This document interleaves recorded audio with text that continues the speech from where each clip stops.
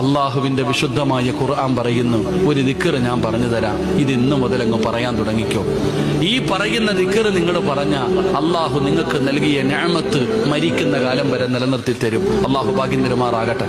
ഇൻഷാല്ലാഹ് പറഞ്ഞൂടെ. ഇന്ന് സൂറത്തുൽ കഹ്ഫ് ഓതിയില്ലേ? ആ സൂറത്തുൽ കഹ്ഫിനകത്ത് അള്ളാഹു 2 ചെറുപ്പക്കാരുടെ ചരിത്രം പറയുന്നുണ്ട്. അതിനകത്ത് ഒരു ചെറുപ്പക്കാരൻ തന്റെ കൃഷിയിടം മുഴുവനും തന്റെ വിളവുകളൊക്കെ നഷ്ടപ്പെട്ടു പോയപ്പോ ഒരാളോട് പറയുന്നുണ്ട്, ഒറ്റ ദിക്ർ പറഞ്ഞിരുന്നെങ്കിൽ നിനക്കിത് നഷ്ടപ്പെടില്ലായിരുന്നു.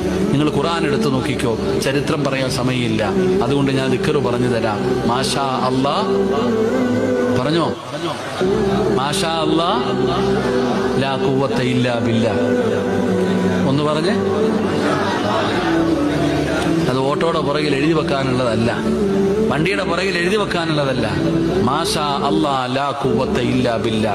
വീട്ടിൽ കയറുമ്പോ പറയുന്നുണ്ടോ വീട് നിലനിൽക്കും, കാറിൽ കയറുമ്പോ പറയുന്നുണ്ടോ കാറ് നിലനിൽക്കും, കടയിൽ കയറുമ്പോ പറയുന്നുണ്ടോ കട നിലനിൽക്കും, ജോലിക്ക് പോകുമ്പോ പറയുന്നുണ്ടോ ജോലി നിലനിൽക്കും. മാഷാ അല്ലാ ലാ ഖുവത ഇല്ലാ ബില്ലാ. അള്ളാഹു നൽകിയ നിഅമത്ത് അള്ളാഹു നിലനിർത്തി തരുമെന്ന് നബിയുനാ റസൂലുള്ളാഹി സ്വല്ലല്ലാഹു